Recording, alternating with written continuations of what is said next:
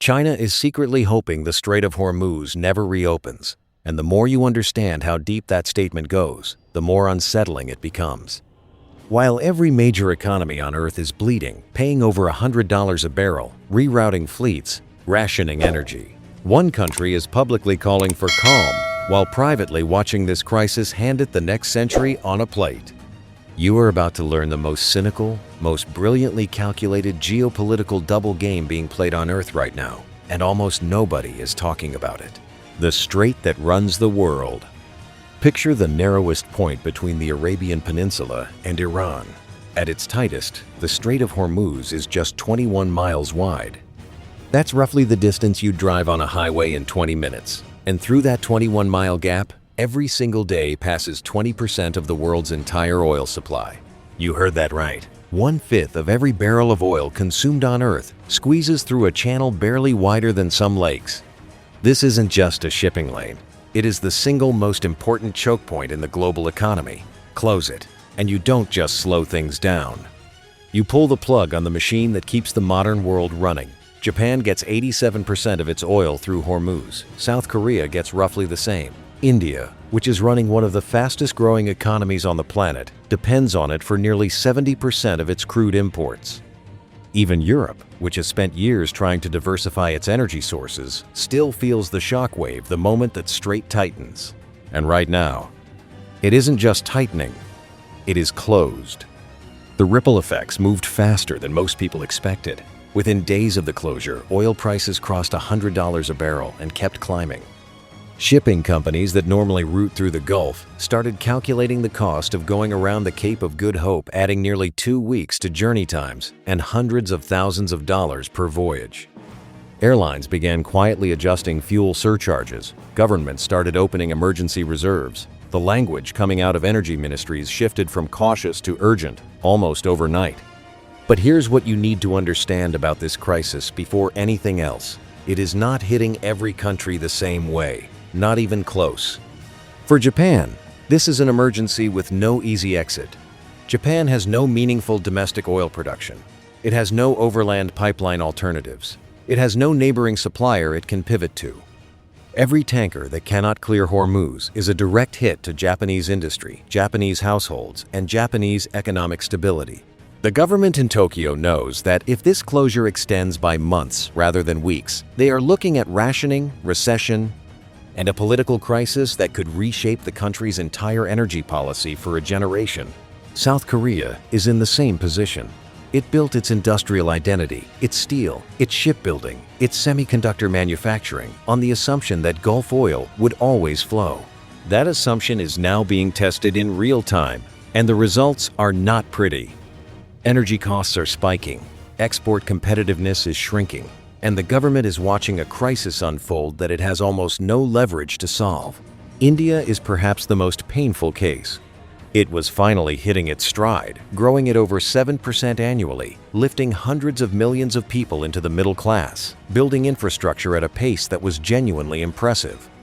And now, it is staring down an energy shock that could slow all of that momentum at the worst possible moment.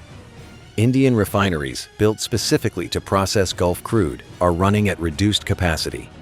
Fuel subsidies that the government can barely afford are being stretched further, and the political pressure on New Delhi is building fast. Then there's Europe. The continent that spent years telling itself it had solved its energy dependency problem after the Russia crisis is discovering that the solution it built still has a massive Gulf-shaped hole in it. LNG terminals, renewable capacity, Norwegian gas, none of it fully replaces what flows through Hormuz. And with economies already fragile and inflation already sensitive, an oil shock of this magnitude lands on European consumers like a hammer. This is the world the Hormuz closure created. A world where the most industrialized, most energy-dependent economies are scrambling, recalculating, and quietly panicking. And in the middle of all of this, one country is watching, calmly, publicly issuing statements calling for dialogue and de-escalation, privately running numbers that look better with every passing week.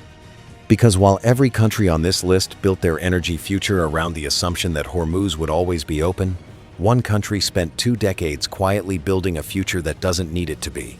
And that is where this story gets uncomfortable. China's public face. China's official statement came quickly. The foreign ministry called for all relevant parties to exercise restraint, urged a return to dialogue, and expressed concern about the impact on global energy security and economic stability. It was measured, diplomatic, and exactly what you would expect from a country that imports over 10 million barrels of oil per day and depends on global trade for its economic survival. It was also, when you look at what was happening beneath the surface, one of the most extraordinary performances of strategic theater in modern geopolitical history. Because while Beijing was composing those careful sentences about stability and restraint, something else was happening inside China's economy, something that no press release was going to mention. Oil above $100 a barrel wasn't just a crisis for China to manage. It was, in a very specific and very calculated way, an accelerant for the exact transformation China had spent 20 years engineering. Here is what the public narrative gets wrong. Most analysts look at China's oil import numbers and they are enormous and conclude that China must be suffering just like everyone else. 10 million barrels a day is not a small dependency. And on the surface, yes, higher prices mean higher import costs. That part is real, but that analysis stops exactly where it should start. Because the question isn't just what China pays for oil. The question is what China sells to a world that suddenly, desperately needs to get off oil. And that changes everything. When oil crosses $100 a barrel, something predictable happens to consumer behavior. People start doing math they weren't doing before. A driver in Germany who was mildly curious about an electric vehicle starts running actual numbers. A fleet operator in Southeast Asia who was comfortable with diesel starts calling EV suppliers. A government in South Asia that was slowly considering EV subsidies starts fast-tracking legislation. The pain at the pump doesn't just create frustration, it creates converts. And it creates them faster than any government policy, any climate conference, or any corporate sustainability pledge ever could. China makes 60% of the world's electric vehicles. You heard that right. 60% of every EV sold anywhere on Earth rolls out of a Chinese factory or is built with a Chinese supply chain underneath it. BYD alone sold more electric vehicles last year than the entire American automotive industry combined. And behind BYD are dozens of other manufacturers. SAIC, Geely, NIO, Chery, Xpeng, all scaling, all exporting, all ready for exactly this moment. But it doesn't stop with the cars. Every EV needs a battery. China controls the refining and processing of the materials that go into those batteries at a level that would be difficult to overstate. Lithium processing 70%, controlled by China. Cobalt refining over 80%. The battery cell manufacturing that sits at the heart of every EV, every grid storage system, every solar installation dominated by Chinese firms at a scale that took decades to build and cannot be replicated in years. And then there are the solar panels. Because the other thing that happens when oil crosses $100 is that governments and corporations who were moving slowly on renewables suddenly start moving fast. Emergency energy sessions get called. Fast-track permitting gets approved. Procurement budgets get unlocked. And 70% of the world's solar panels come from China. The same crisis that is emptying treasuries in Tokyo and Seoul and New Delhi is filling order books in Shenzhen and Chengdu. This is the double game. China stands at the podium calling for calm, knowing that every week of chaos pushes the global economy harder and faster toward the exact product lines China has spent a generation preparing to dominate. The consumers fleeing petrol aren't just switching energy sources, they are switching supply chains. And almost every one of those supply chains leads back to China. But the trade dominance is only one layer of this. Because while the world scrambles to find oil it can afford, China isn't scrambling at all. And the reason why reveals something even more unsettling about how carefully this position was constructed. The war chest nobody saw. While Japan was burning through emergency reserves and India was stretching fuel subsidies past their breaking point, China was doing something that looked, from the outside, almost boring. It was sitting still, not scrambling, not rerouting, not calling emergency energy summits. Just sitting on one of the most strategically positioned energy stockpiles ever assembled in human history. Here is the number that reframes this entire crisis. China holds an estimated 1.3 billion barrels of oil in its strategic petroleum reserve. You heard that right, 1.3 billion barrels. To put that in terms you can feel, that is enough oil to run the entire United States economy for over 2 months without a single additional drop coming in from anywhere. It is the largest strategic petroleum reserve ever built by any country in human history, and almost none of it was bought at today's prices. China spent years filling that reserve during the exact windows when oil prices were lowest. When sanctions on Iran, Russia, and Venezuela pushed their crude onto the market at steep discounts, China was there, quietly buying, filling tankers, moving barrels into underground storage facilities scattered across the country. The geopolitical maneuvering that the West designed to punish rogue states ended up handing China a once-in-a-generation opportunity to stockpile energy at fire sale prices. And China took every barrel it could get.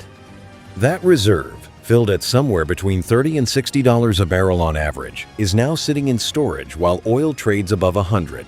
The paper profit on that position alone runs into the hundreds of billions of dollars. But profit isn't even the point. The point is strategic insulation. While every other major importer is feeling the price spike as a direct economic wound, China feels it as a number on a spreadsheet. Its actual energy supply is untouched. But the reserve is only half of the insulation story. And this is the part that most Western analysis completely misses. China doesn't need Hormuz to stay open because a significant and growing share of its oil doesn't come through Hormuz at all. The Power of Siberia pipeline from Russia delivers gas directly into northeastern China. The Central Asia to China pipeline system running through Kazakhstan, Uzbekistan, and Turkmenistan carries crude and gas overland across thousands of miles, touching no ocean, crossing no contested strait, passing through no choke point that any navy or any conflict can close. The Myanmar pipeline connects China directly to Indian Ocean supplies without routing anywhere near the Gulf. These aren't backup systems. They are mature, high-capacity infrastructure that China spent decades and hundreds of billions of dollars building specifically so that its energy supply would never depend on the goodwill of any single waterway. When planners in Beijing were drawing those pipeline routes 20 years ago, this exact scenario, a Hormuz closure, a Gulf crisis, a global scramble, was precisely what they were engineering around. And now that scenario is here. And the engineering is working. While South Korean refineries are rationing inputs and Japanese industry is running contingency calculations, Chinese factories are running. Chinese steel is being produced. Chinese semiconductor fabs are operating. Chinese EV plants are hitting output targets. The closure that has become an existential stress test for the economies of East Asia and South Asia is, for China, a manageable inconvenience at worst. And the contrast is not accidental. It is the result of a deliberate, patient, decades-long infrastructure strategy finally being validated under real-world conditions. But here is what makes this more than just smart energy planning. Every country watching this crisis unfold is taking notes. Every energy minister sitting in an emergency session right now is asking the same question. How did China build a position where a global energy crisis barely touches it? And the answer to that question points directly at the strategy China has been executing since before most of those ministers were in office. Because the pipelines and the reserve are not the end of China's insulation, they are the foundation of something much larger. A 20-year plan to make China not just energy secure, but the country that defines what energy security means for the rest of the world. And that plan has a name: the Electrostate strategy. The word Electrostate doesn't appear in any official Chinese government document. No Politburo statement uses it. No 5-year plan is titled with it. But if you step back and look at what China has been methodically building since the early 2000s, there is no better word for it. An electrostate is a country that has repositioned its entire economic and geopolitical power around the control of electric energy systems, not just generating electricity, but owning the supply chains. The materials, the manufacturing, and the technology that the rest of the world needs to run on electricity at all. China didn't stumble into this position. It was engineered. And the Hormuz crisis is the moment the engineering gets stress-tested in front of the entire world. Go back to 2006. China's leadership was watching oil prices climb and drawing a conclusion that almost no other government drew at the same time. They weren't just seeing an energy problem. They were seeing a strategic trap. A country that depends on imported hydrocarbons is a country whose economic fate is controlled by the geography of choke points, the politics of Gulf monarchies, and the military reach of the United States Navy. That is not a position China's leadership was willing to accept permanently, so they started building their way out of it. The first move was locking up raw materials. Chinese state firms began acquiring mining rights and refining capacity across Africa, South America, and Central Asia at a pace that looked, to Western observers at the time, like simple resource hunger. It wasn't. It was the deliberate construction of a materials monopoly for the electric age. Lithium from Chile and Argentina, cobalt from the Democratic Republic of Congo, rare earth elements from deposits across Africa, and processed almost entirely inside China. Today, China controls 90% of the world's rare earth magnet production. You heard that right, 90%. Every wind turbine, every EV motor, every advanced defense system that uses a permanent magnet runs on materials that flow through Chinese hands. The second move was manufacturing scale. China didn't just invest in battery technology. It built the factories at a scale that made competition almost impossible to consider. CATL, the Chinese battery manufacturer, now supplies cells to Volkswagen, BMW, Tesla, and dozens of other global automakers. It is not the largest battery company in China. It is the largest battery company on Earth, and it isn't particularly close. The capital investment required to build a competing supply chain from scratch, the mining, the processing, the cell manufacturing, the pack assembly, runs into the trillions of dollars and takes decades. No Western government has committed to that timeline. China already ran it.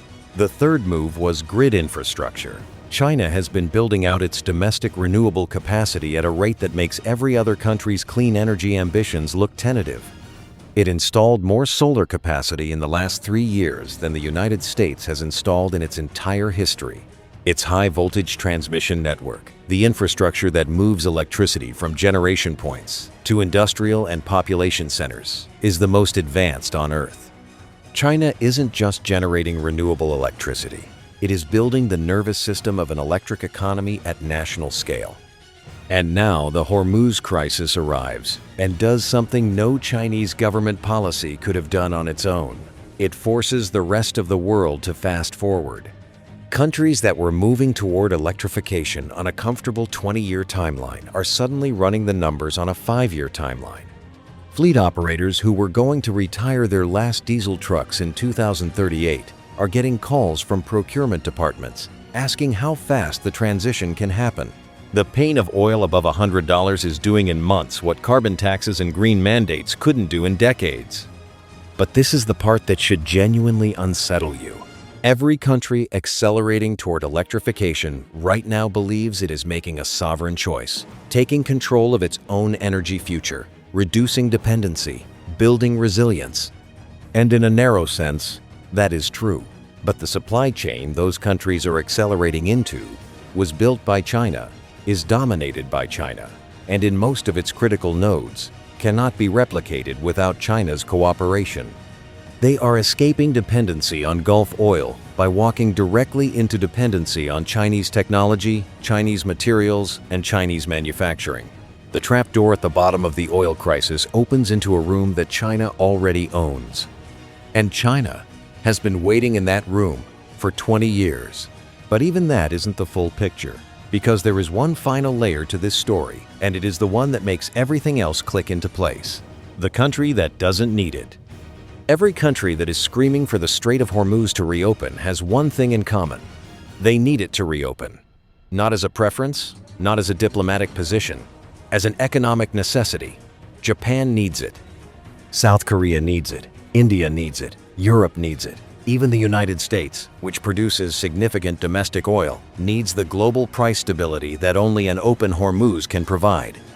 The entire architecture of the modern energy economy was built on the assumption that this strait stays open. And right now, that assumption is broken, and the fractures are visible in every energy market on Earth. And then there is China. China's diplomats are at every table. China's foreign ministry is issuing statements. China's representatives are calling for calm, for dialogue, for a return to stability. And if you only read the transcripts, you would think China was just another country caught in a crisis it didn't want, pushing hard for a resolution it desperately needs.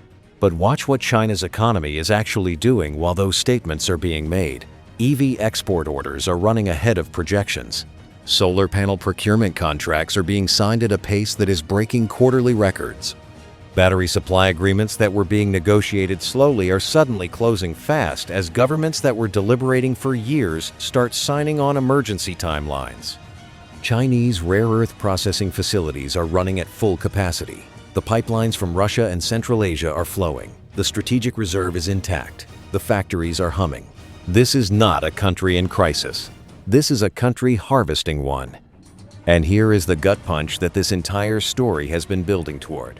The Hormuz closure created 4 separate crises for 4 separate categories of country.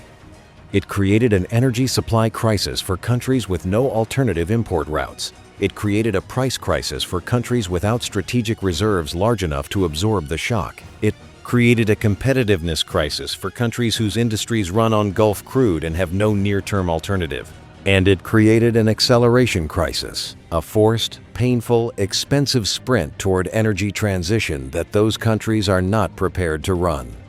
China has no energy supply crisis because it built the pipelines. It has no price crisis because it filled the reserve when oil was cheap and now sits on a war chest worth hundreds of billions. It has no competitiveness crisis because its factories were already transitioning and its domestic energy costs are increasingly decoupled from global oil prices. And the acceleration crisis, the forced sprint toward electrification, is not a crisis for China at all. It is the finish line China has been running toward for 2 decades, and the rest of the world just got pushed onto the track. Every driver who switches to an EV because petrol became unbearable feeds China's supply chain. Every government that fast-tracks solar deployment because energy security became a political emergency places orders that flow back to Chinese manufacturers.